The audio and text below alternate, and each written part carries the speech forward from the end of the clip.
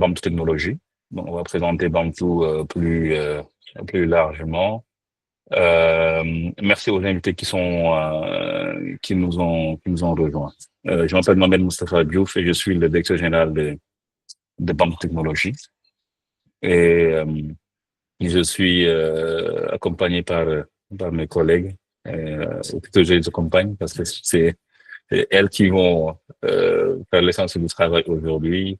Euh, Maria Mandrame, qui est lead data scientist chez Bantu, Khadi Kama, qui est ingénieur NLP chez Bantu, Noble, qui est donc dans l'équipe commerciale, et on a Marie également, que l'on ne voit pas derrière le sigle de Bantu.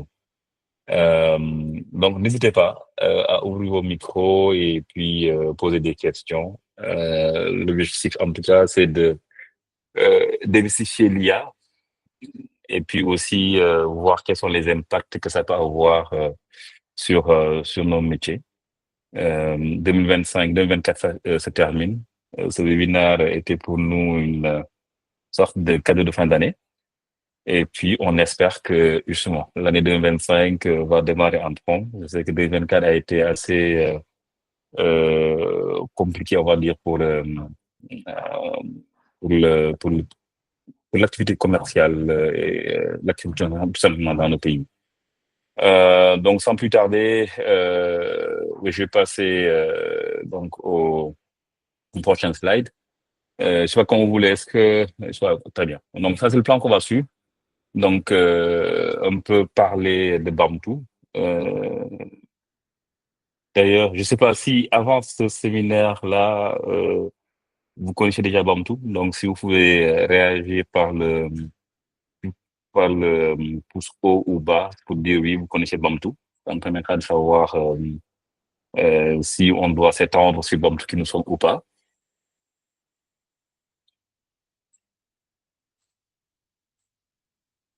Donc, si vous regardez en bas à côté des boutons, il y a des smileys. Voilà, on a dit oui, Virginie oui. Baïdam, Dieudonné, Fatou.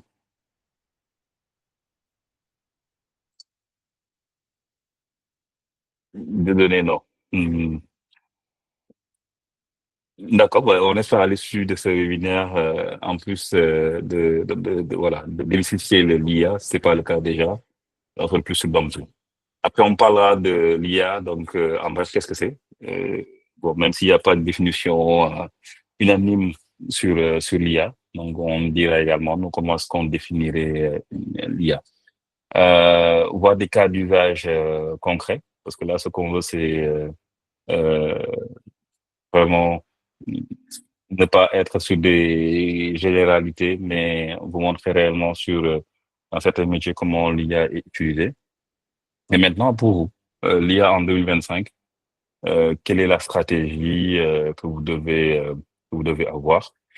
Et puis aussi, après, on va garder une bonne partie de ce, de ce webinaire. Donc, on souhaite que ça soit assez interactif. Donc, des questions que vous avez et puis certaines préoccupations, souvent. Donc, il y a des mythes qui sont liés à l'IA auxquels on essaiera également de répondre. Euh, Slide. Alors, Bantu, qui nous sommes Bantu, en fait, on est une équipe de, de passionnés avant tout. Vraiment, l'IT, c'est notre passion. Donc, on est une holding technologique africaine basée à Dakar avec plusieurs filiales. Donc, on a une filiale qui s'appelle Bantu System, qui est spécialisée dans tout ce qui est ERP. Donc, aujourd'hui, on travaille essentiellement avec l'ERP Odoo. On a plus d'une vingtaine de personnes. On travaille depuis Odoo. Travaille depuis 2008 sur Odoo. Donc, on maîtrise vraiment Odoo. On a développé une centaine de modules, plus d'une centaine de modules, et on accompagne aussi bien des institutions privées que publiques en Afrique et même au-delà. Donc, à s'appuyer Odoo et digitaliser leurs procédures internes. Aussi, tout ce qui est développement d'applications web mobiles euh, et Pump to Data Innovation, comme son nom l'indique, qui est l'entreprise qui porte toute l'activité euh, data et IA, mais également tout ce qui est cloud. On a un pool de DevOps. On est partenaire d'AWS,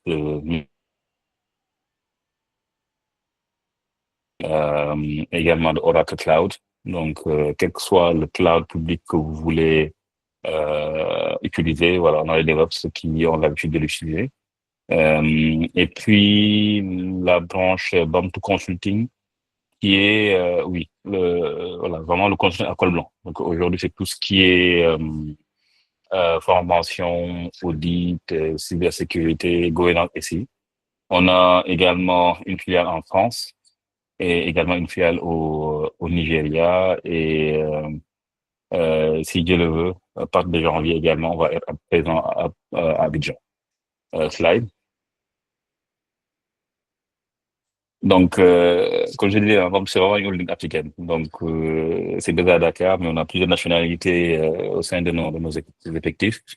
Donc, et lui, il est jeune. Donc, vous pouvez voir sur la photo, voilà, c'est vraiment des jeunes Africains qui essaient de montrer que l'Afrique a beaucoup de choses à apporter sur la partie IT et que, voilà, entre Africains, on pourrait les soucis que nous rencontrons, les challenges avec l'IT, avec comme vision d'être un leader technologique euh, au niveau mondial, et c'est possible. Aujourd'hui, des boîtes africaines peuvent être leaders mondiaux euh, dans leur domaine, et comme mission de mettre à la disposition des personnes des outils technologiques innovants et accessibles. Voilà. Accessible, c'est très important. Il faut pas que l'IT soit juste pour l'élite, mais que quelle que soit la taille de l'entreprise, de la structure, d'avoir une solution qui répond à ses besoins. Donc, pour ce faire, on est une équipe de plus de 80 personnes. On existe depuis 16 ans. En fait, la première filiale a été créée à 16 ans, mais au sein de la holding, on a des startups qui ont peut-être moins de 2 ans, 4 ans. On a plus de 100 références voilà, en Afrique, mais également sur d'autres continents.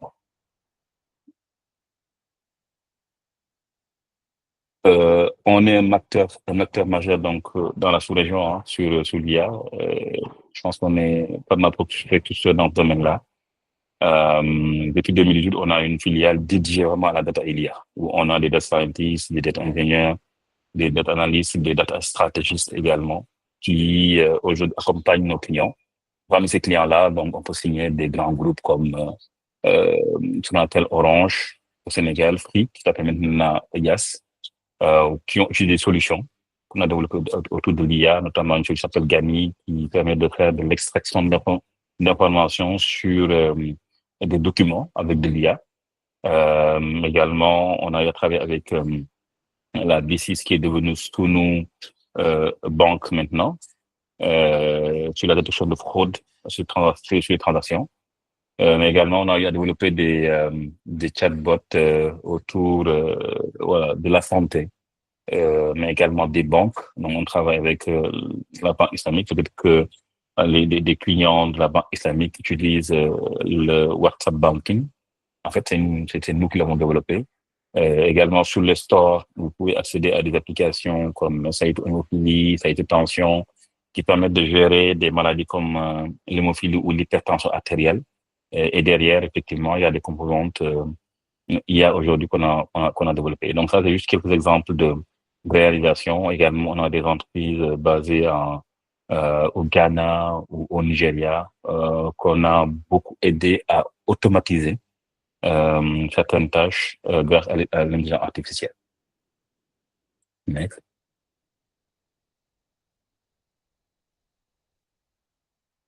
Alors, donc l'objectif de ce webinaire, c'est de simplifier la compréhension de l'IA. Parce que moi, je suis persuadé que l'avenir de l'IA, c'est en Afrique. Et que pour cela, déjà, il faut commencer par démystifier l'IA. Qu'on ne pense pas que c'est juste un truc pour les pays développés et que nous, on va juste utiliser des produits encore finis, montrer des bénéfices concrets et répondre à des préoccupations et puis voilà, donner des insights pour adopter l'IA en 2025, quelle que soit votre activité. Next.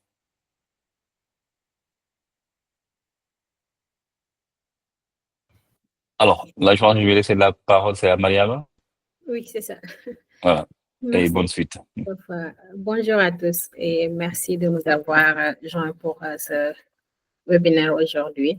Donc, comme Moustapha l'a dit, donc, nous allons d'abord essayer de faire une définition très compréhensible et accessible de l'IA avant même de vous montrer les bénéfices et tout la puissance de l'IA, comment est-ce qu'il peut vous assister sur vos activités quotidiennes. Donc là, avant de définir l'IA, nous allons d'abord donner la définition, bien les définitions de deux termes clés qui sont au cœur de l'IA. Premièrement, la donnée. Donc, c'est quelque chose qu'on ne peut pas faire de l'IA sans données. Donc là, on parle tout le temps données, IA, collecte de données, ainsi de suite. Mais c'est quoi une donnée? Donc, une donnée, c'est juste une information, ou bien même un fait. Par exemple, quand on dit que telle personne a effectué un virement de tant de francs CFA, le montant peut être considéré comme une donnée parce que c'est une information, ou bien la description d'un produit que vous vendez, ça peut être considéré comme une donnée, ou bien même les commentaires des clients par rapport à un produit qui est aussi des informations très importantes pour le fournisseur de produits pour savoir comment est-ce que les clients apprécient le produit qu'il fournit. Après la donnée, on a l'algorithme. Donc, bon, un algorithme, c'est juste une suite d'instructions. Tu dis, voici ces suites d'instructions, tu vas les suivre et effectuer une tâche donnée. Donc, un algorithme, c'est une suite d'instructions qui permettent d'effectuer une tâche donnée. Maintenant qu'on a la définition de c'est quoi une donnée et c'est quoi un algorithme, on peut définir l'IA comme étant la mise en place d'un algorithme qui va apprendre à partir des données pour effectuer des tâches qui normalement sont effectuées par des êtres humains. Donc, l'objectif de l'IA, c'est de développer des algorithmes ou bien des programmes qui vont simuler l'intelligence humaine en effectuant des tâches comme la prédiction ou bien prendre des décisions pour des situations précises. Donc, sur ça, je vais laisser ma collègue Khadi vous présenter maintenant ce que l'IA peut vous apporter et comment est-ce qu'il peut vous assister sur vos tâches quotidiennes et aussi parler aussi des défis liés à l'IA. Merci à tous. Merci Mariama. Bonjour à tout le monde. Donc, slide. Donc, dans cette partie, on va parler des cas d'usage de l'IA, en particulier dans le domaine de la finance. Donc, la finance est un domaine qui est basé sur les données et que chaque décision, qu'il s'agisse d'investir, de gérer des risques ou d'améliorer l'expérience utilisateur, repose sur l'analyse d'informations complexes. Si on parle d'informations ici, c'est les données. Et donc, aujourd'hui, on sait que l'IA a une capacité de traiter des données massives à grande vitesse avec des modèles très avancés. Donc, aujourd'hui, cette IA s'impose comme une technologie clé pour répondre aux défis dans les différents secteurs, en particulier dans le domaine de la finance. Donc, quand on parle de ce domaine-là, l'IA peut être utilisée pour automatiser des tâches, donc des tâches qui prenaient énormément de temps aux humains. Donc, l'IA peut être utilisée pour automatiser ces tâches répétitives-là, comme la gestion de la trésorerie, la catégorisation des transactions et même des prévisions financières ou même la mise en place des rapports. Donc, dans le domaine de la finance également, quand on parle d'argent, il y a beaucoup de cyberattaques. Donc, l'IA peut aujourd'hui être utilisée pour analyser les schémas et les tendances. Donc, les modèles IA sont très robustes pour détecter les anomalies et alerter même les entreprises, ce qui renforce la sécurité de leur système. Donc, l'IA peut être également utilisée pour faire de la planification financière. Donc, grâce aux algorithmes avancés, donc les conseillers financiers peuvent fournir des recommandations d'investissement adaptées aux objectifs, au profil de risque et au contexte économique. Donc, la détection de fraude. Donc, également, quand on parle de finance, il y a la fraude. Donc, c'est un sujet qui est très fréquent dans le domaine de la finance. Donc, l'IA aujourd'hui est très utilisée dans ce secteur-là pour détecter et prévenir les cas de fraude. Slide. Donc, notamment quand on parle de toutes ces tâches-là, donc ça améliore l'efficacité des utilisateurs, des gens qui étaient habilités à faire ces tâches-là. Donc, au lieu de se concentrer sur ces tâches fastidieuses manuelles, donc l'IA aujourd'hui améliore l'efficacité de beaucoup de personnes qui travaillent sur des sujets qui étaient jadis très fastidieuses à mettre en place. Donc, dans les systèmes bancaires, souvent pour attribuer des prêts à des clients, donc on devait étudier les dossiers des clients les unes après les autres. Et donc, aujourd'hui, il est possible de rassembler l'ensemble de ces informations-là et de mettre en place un modèle qui est capable maintenant de dire qu'à tel client, je devais lui attribuer un prêt ou pas.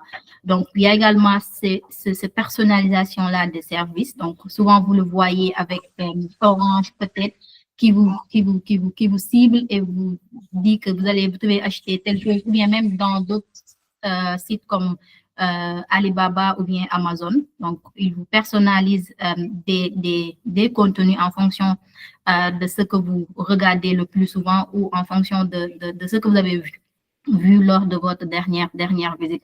Et donc, ça vous facilite votre recherche à travers ces sites-là et du coup, vous avez très rapidement choisir ce que vous voulez et l'acheter. Donc, les services clients. Donc, ça également, c'est très important parce que les gens ont beaucoup de choses à faire et ils ne peuvent pas être là à répondre tout le temps aux clients d'une telle structure. Et donc, il est possible de mettre en place des agents conversationnels comme Moustapha l'a présenté tout au début. Un agent conversationnel qui va répondre aux clients et il va fonctionner 24 heures sur 24. Et donc, l'utilisateur derrière peut même ne pas savoir que ça, c'est une IA parce que la réponse est tellement juste, dynamique, donc, et très claire. Et ça attire également les utilisateurs. Donc, quand tu réponds à tes utilisateurs, mieux tu les attires. Donc, slide. Alors, slide encore. Alors, donc, ça, c'était les cas d'utilisation de l'IA. Slide en bas. Donc, ça, c'était les cas d'utilisation de l'IA, en particulier dans le domaine de l'IA. Mais à chaque fois qu'on parle d'intelligence artificielle, il y a des questions qui reviennent à chaque fois.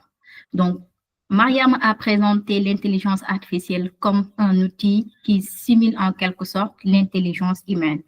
Et du coup, j'ai présenté des cas d'utilisation qui peuvent maintenant faire des tâches que les humains des humains faisaient. Donc, quand on définit l'IA comme ça et on donne des cas d'utilisation, c'est tel cas d'utilisation, certains auront l'impression que l'IA va un jour nous remplacer. La question est quasiment non. L'IA n'est pas là pour remplacer qui que ce soit. Il est juste là pour nous assister à être plus efficaces et nous aider à nous concentrer sur des tâches beaucoup plus, disons, prioritaires que des tâches qui peuvent être automatisées. Donc, c'est ça la réponse par rapport à l'IA peut nous remplacer ou pas. Donc, slide. Donc, est-ce que l'IA est compliqué à mettre en place? Donc, cette question est d'une part oui, d'autre part non. Donc, pour le oui, disons qu'aujourd'hui, si vous allez sur les géants de la tech comme Google, Amazon, Azure et autres, donc eux, ils ont déjà des stacks déjà prêts que vous pouvez utiliser pour mettre en place un produit IA. Donc, si ça fonctionne bien, donc dans ce cas, vous n'avez rien à développer. Vous avez juste besoin d'aller sur leur plateforme, identifier ce dont vous avez besoin et mettre en place la pipeline qui va vous permettre d'avoir votre propre produit et l'intégrer dans vos services. Mais ça, c'est le cas où vous utilisez des solutions déjà existantes. Maintenant, vous n'êtes pas dans le bon slide, c'est en bas.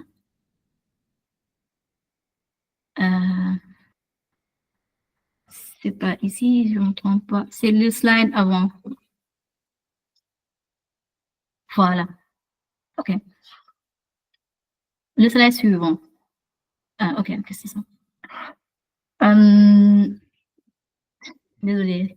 Donc, le cas où vous utilisez des stacks déjà existants, ça, c'est pas compliqué. Maintenant, pour mettre en place des solutions qui sont un peu propres à vos besoins, là, ça devient un peu compliqué, mais la complexité n'est pas très élevée parce qu'aujourd'hui, il y a des outils déjà disponibles qui vous permettent de mettre en place ces trucs-là. Mais la complicité également dépend de beaucoup de choses parce que si vous n'avez pas de données, si vous n'avez pas l'infra nécessaire, si vous n'avez pas les bons éléments, je dis les bons ingénieurs pour mettre ça en place, ça risque d'être un peu compliqué. Mais disons que cette réponse est plutôt non, c'est pas trop compliqué si vous avez l'ensemble des éléments nécessaires pour mettre ça en place. Slide. Alors, comment garantir la sécurité et l'éthique avec l'IA? Donc, cette question d'éthique et de sécurité donc, est très fréquente dans les débats d'IA. Et c'est des choses qu'on devrait prendre en compte lorsqu'on met en place des IA. Donc, et parmi ces défis-là, nous avons l'équité. Donc, les systèmes d'IA doivent être entraînés de façon équitable, de telle sorte que qu'ils ne marginalisent pas certaines tribus ou bien certaines personnes. Donc, récemment, c'est Amazon. Donc, on avait remarqué que dans les recrutements qu'ils faisaient, les femmes étaient discriminalisées, c'est-à-dire qu'ils recrutaient plus d'hommes que de femmes. Donc, lorsqu'on a vérifié, on avait vu que leur algorithme était biaisé. Donc, il avait toujours tendance à attribuer des scores beaucoup plus élevés qu'aux hommes que les femmes. Donc, la transparence. Donc, à chaque fois qu'on développe un système d'IA, ça doit être bien documenté, okay, permettre aux utilisateurs de comprendre le fonctionnement derrière des algorithmes et documenter même la donnée, comment ça a été obtenu, pas donner de façon très, très détaillée les choses, mais de façon un peu compréhensible que l'utilisateur ait un peu confiance à utiliser ce dont nous avons développé, disons. Donc, l'absence de malveillance. Donc, les systèmes d'IA devraient éviter de produire des effets néfastes pour des personnes ou bien pour des sociétés. Donc, c'est des choses qui arrivent. Donc, c'est un peu rare ici en Afrique, mais on le voit souvent dans les pays occidentaux. Donc, à la sortie de ChatGPT, donc il y a un concurrent de ChatGPT qui avait développé un modèle qui s'appelle ChatGPT-J. Donc, une personne qui souffrait de crise d'ancienneté l'utilisait souvent et il prenait ce chatbot-là comme son ami. Et un jour, il a évoqué au bot l'envie de vouloir se suicider.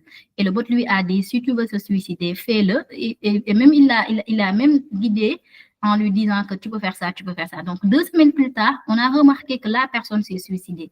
Et on a vu ces discussions avec le bot qui lui a suggéré de se suicider. Donc, et là, on ne sait pas qui il faut indexer, les gens qui ont développé l'IA, la personne, c'est un peu compliqué. Donc, à chaque fois qu'on développe une IA, il faudra veiller à cet aspect-là pour ne pas porter préjudice aux utilisateurs finaux. Donc, la responsabilité. Donc, la responsabilité, ça rejoue un peu cette absence de malveillance. Donc, les développeurs ou bien même les organisations devraient s'assurer que l'IA est développée et utilisée de manière responsable. Donc, ça, c'est un peu difficile à mettre en place parce que c'est pas facile de cadrer l'utilisateur final, mais cette responsabilité, naturellement, devrait être prise en compte de la part des personnes qui développent l'IA afin d'éviter certaines catastrophes. slide. Donc, le respect de la vie privée, ça c'est très, très important. Donc, supposons par exemple, vous voulez développer un outil qui permet de dire que je vais attribuer à Mariama un prêt, à Noble un prêt. Donc, pour ça, j'ai besoin d'accéder à leurs informations bancaires. Donc, qu'est-ce qui me dit que Mariama a besoin que je sache que tous les semaines, il fait des transactions de 10 millions, de 100 millions, ainsi de suite. Donc, ça, normalement, Mariama ne voudrait pas que je le cherche. Donc, lorsque vous mettez en place de tels systèmes, les données doivent être anonymisées de telle sorte que vous, en tant qu'expert dans le domaine, vous devez mettre en place cette technologie que vous ne voyez pas certaines informations de l'utilisateur.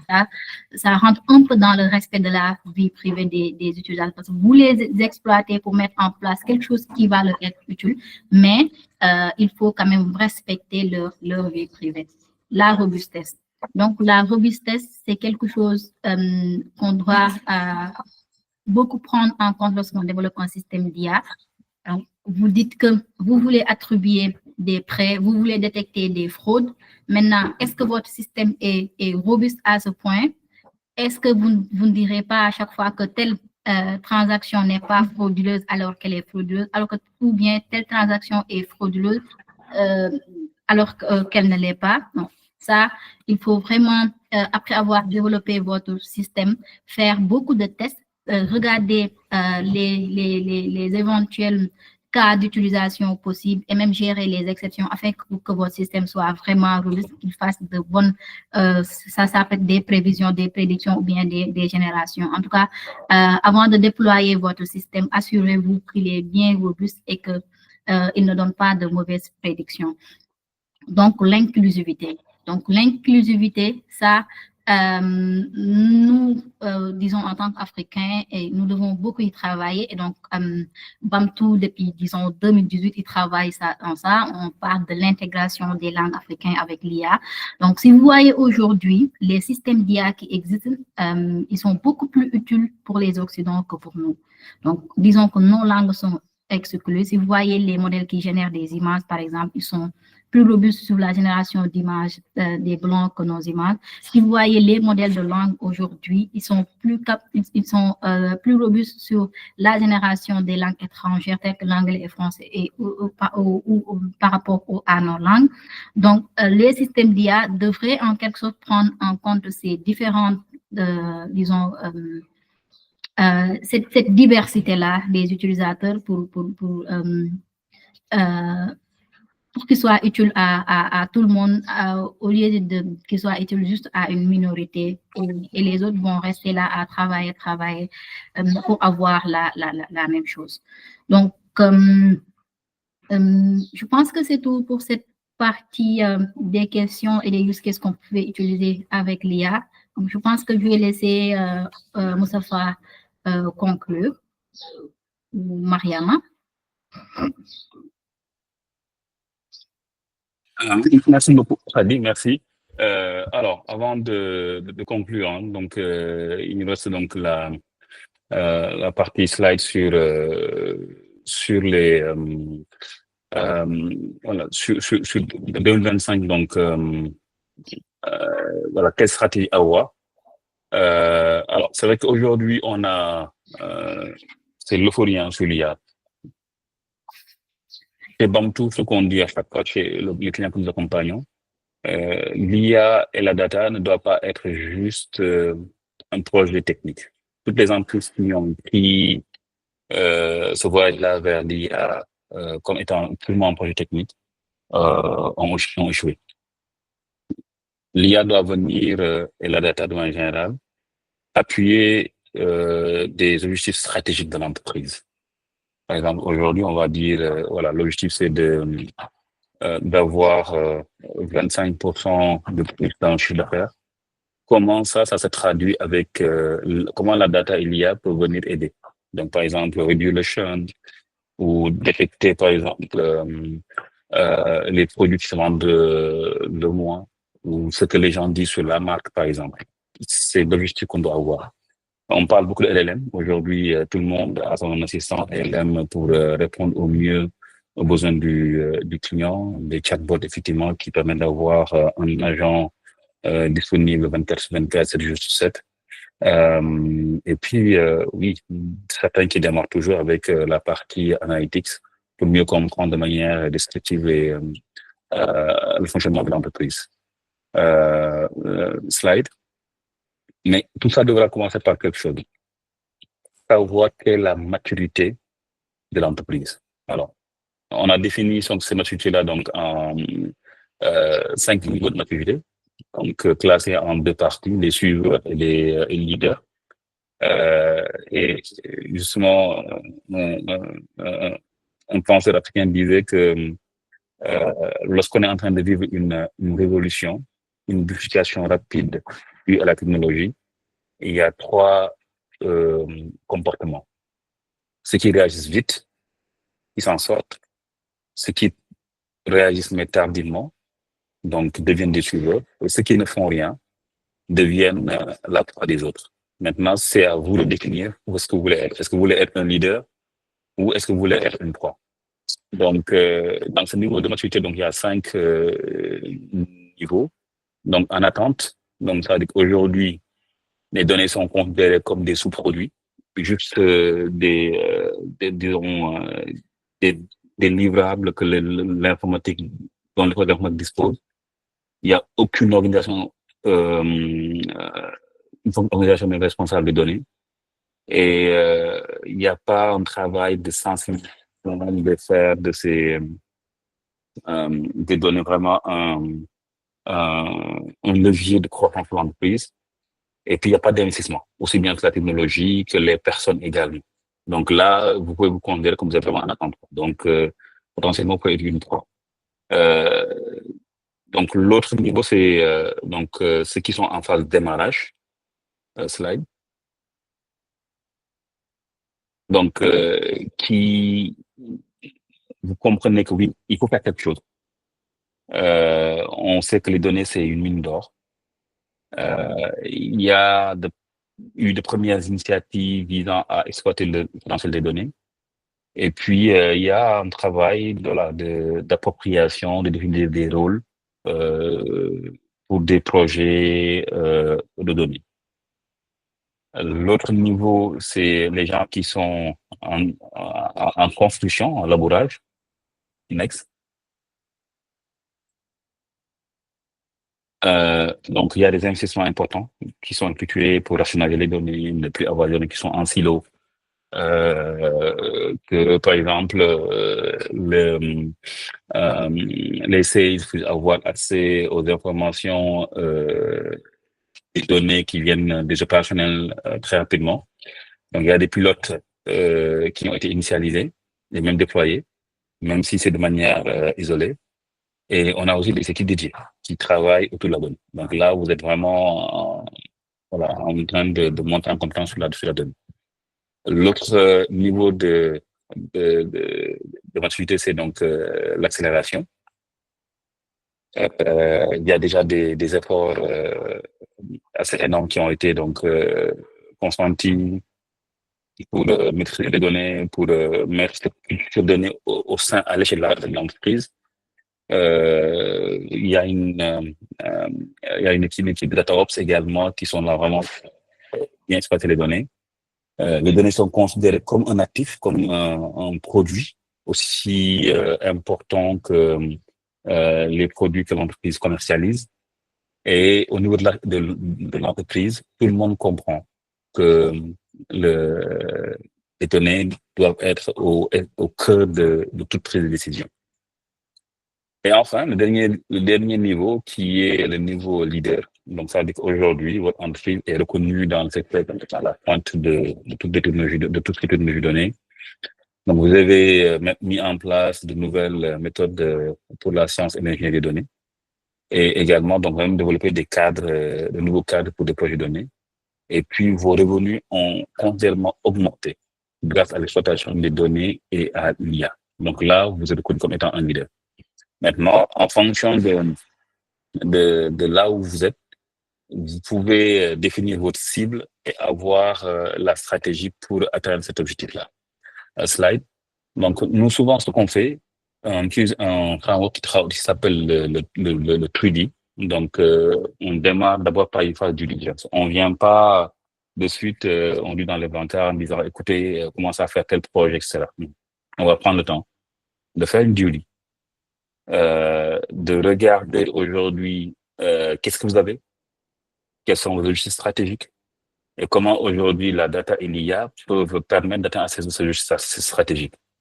On va faire une analyse également de votre situation actuelle, définir justement avec le niveau de maturité où est-ce que vous voulez aller et faire une analyse de gap.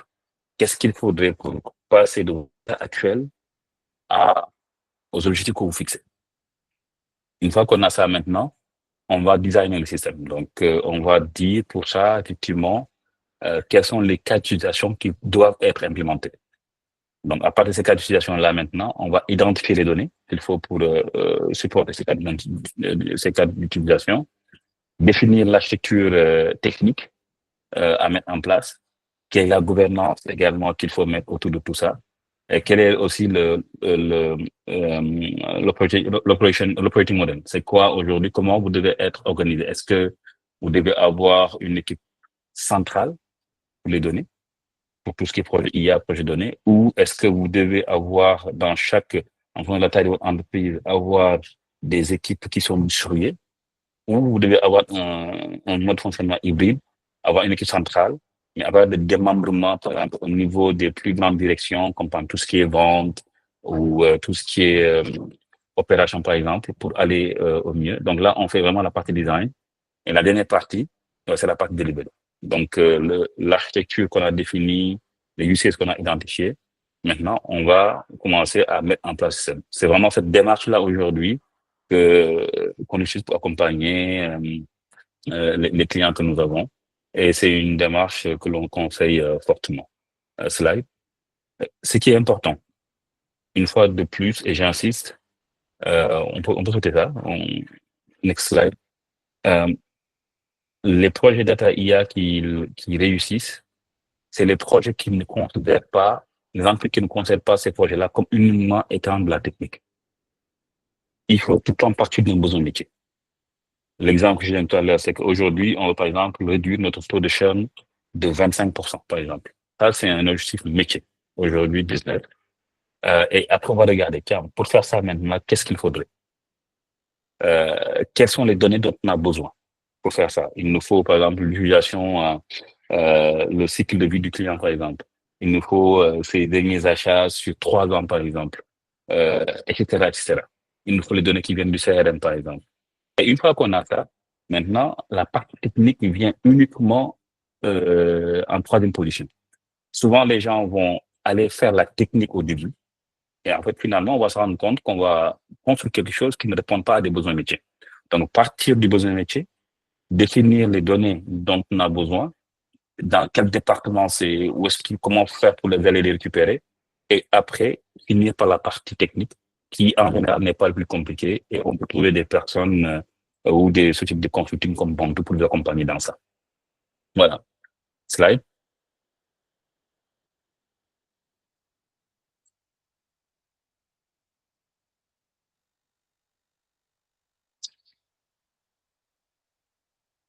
Slide.